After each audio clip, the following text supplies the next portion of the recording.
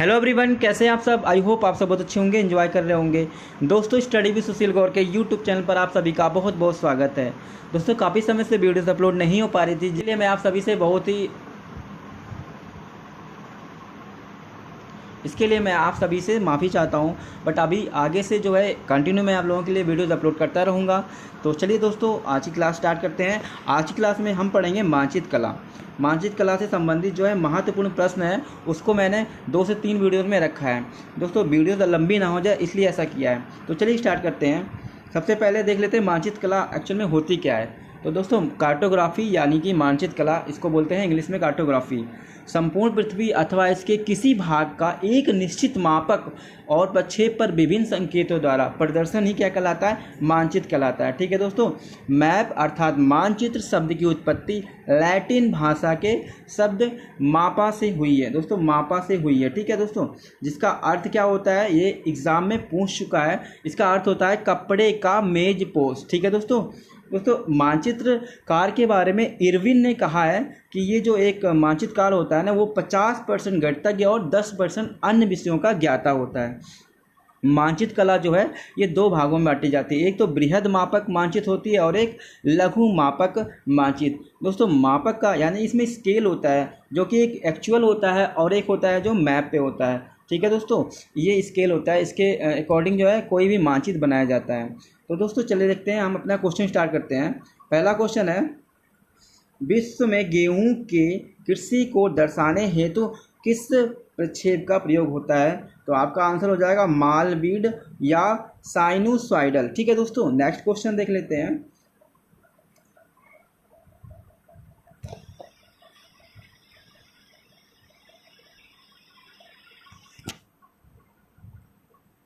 Next question देखते हैं दोस्तों, उच्चावच के प्रदर्शन हेतु ब्लॉक डायग्राम की तकनीक का प्रतिपादन किसने किया था।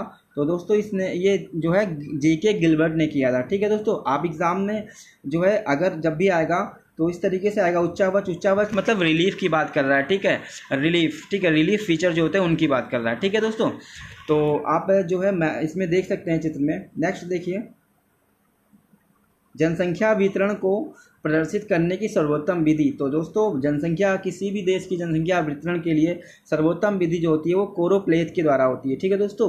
नेक्स्ट देखते हैं, संयोजक रेखा का प्रयोग होता है।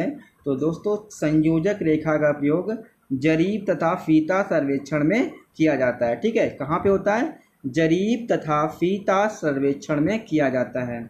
अच्छा दोस्तों, ये प्रक्षेप होता क्या है, थोड़ा प्रक्षेप के बारे में जान लेते हैं। तो प्रक्षेप का शाब्दिक अर्थ किसी पारदर्शी कागज या फिल्म पर अंकित चित्र को प्रकाश की सहायता से किसी दीवार या पर्दे पर प्रक्षेपित करना होता है, जैसा कि आपने सिनेमा घरों में देखा होगा। ठीक है दोस्तों, आगे देखते हैं। भारत के दैनिक मौसम मानचित्र पर नहीं दर्शाया जाता है। दोस्तों, भारत के दैनिक मौसम मानचित्र पर क्या नहीं दर्शाया जाता है, तो तापमान नहीं दर्शाया जाता है, क्योंकि तापमान को अलग से जो है बताया जाता है। बाकी वर्षा हो गया, जो भी है, मतलब बाकी बरसात हो गई या फिर वहाँ का प्रेशर हो गया, ऐसा ये सब चीज़ें दर्शाई जाती है मौसम में, बट तापमान को अलग बताया जाता है। ये क्वेश्चन कई बार आ चुका है, इसको वेरी इंपॉर्टेंट याद रखिएगा, इंपॉर्टेंट समझ लीजिएगा। ठीक है, चलिए आगे देखते हैं। स्टैंड डी गियर का आरेख प्रयुक्त होता है। तो दोस्तों, ये क्वेश्चन बहुत ही इंपॉर्टेंट है, कई बार आ चुका है एग्जाम में। स्टैंड डी गियर का आरेख प्रयोग कहाँ पर होता है, तो नगरीय जनसंख्या प्रदर्शित करने में, ग्रामीण नहीं नगरीय जनसंख्या प्रदर्शित करने में इसका जो है प्रयोग होता है। ठीक है दोस्तों, आगे देखते हैं। विद्युत चुंबकीय स्पेक्ट्रम में उनकी तरंग दैर्ध्य के आधार पर सही अनुक्रम क्या है, आप इस चित्र में भी देख सकते हैं। ठीक है दोस्तों, जो कि क्या है, एक पहला है गामा, परावैंगनी, दृश्य, अवरक्त और रेडियो। ठीक है दोस्तों, आपको ध्यान रखना है, विद्युत चुंबकीय स्पेक्ट्रम में उनकी तरंग दैर्ध्य के आधार पर सही अनुक्रम क्या हो जाएगा, आंसर गामा, परावैंगनी, दृश्य, अवरक्त और रेडियो। ठीक है दोस्तों, चलिए आगे देखते हैं। बिंदुओं का प्रयोग सर्वप्रथम किसने बताया।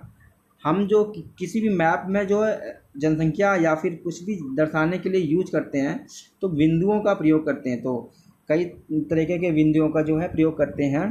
तो वो सबसे पहले रॉबिन्सन ने, ठीक है, इसको बताया था इसके बारे में। चलिए आगे देखते हैं। भारत का ऋतु मानचित्र बनाया जाता है तो कौन से प्रक्षेप पे बनाया जाता है दोस्तों? तो भारत का ऋतु मानचित्र जो है बोन प्रक्षेप पर बनाया जाता है। दोस्तों प्रक्षेप का वर्गीकरण जो है ये 4 प्रकार का होता है। एक होता है प्रकाश के प्रयोग के अनुसार, दूसरा है गुण के अनुसार, तीसरा रचना विधि के अनुसार और चौथा है परंपरागत। एक बार मैं फिर से बोल दे रहा हूँ, जो है प्रकाश का जो है प्रकाश के प्रयोग के अनुसार, गुण के अनुसार, रचना विधि के अनुसार और परंपरागत। ठीक है दोस्तों, चलिए आगे देखते हैं। अंतर्राष्ट्रीय मानचित्र प्रक्षेप संशोधित रूप है तो ये बहुशंकु प्रक्षेप का, ठीक है दोस्तों, बहुशंकु प्रक्षेप का ये संशोधित रूप है। ठीक, चलिए आगे देख लेते हैं। नेक्स्ट क्वेश्चन देखते हैं।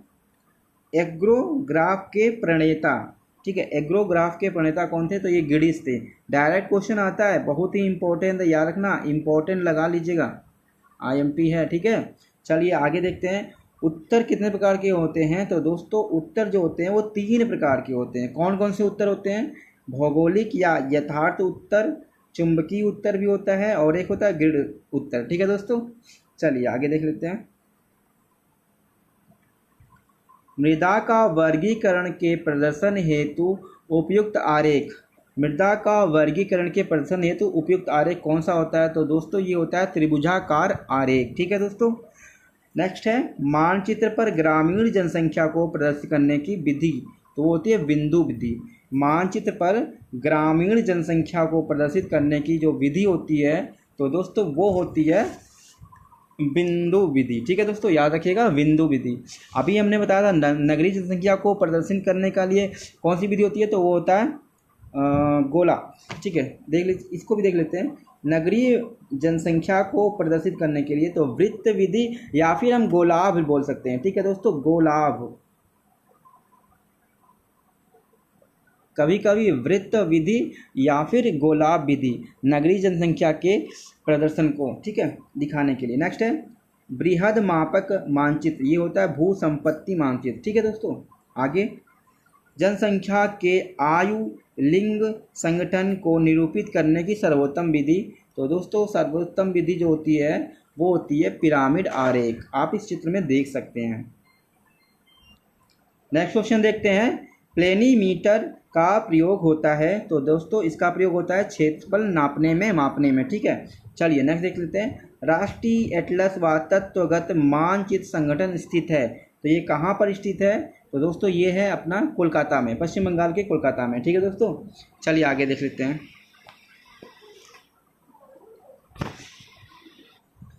चलिए दोस्तों नेक्स्ट देखते हैं।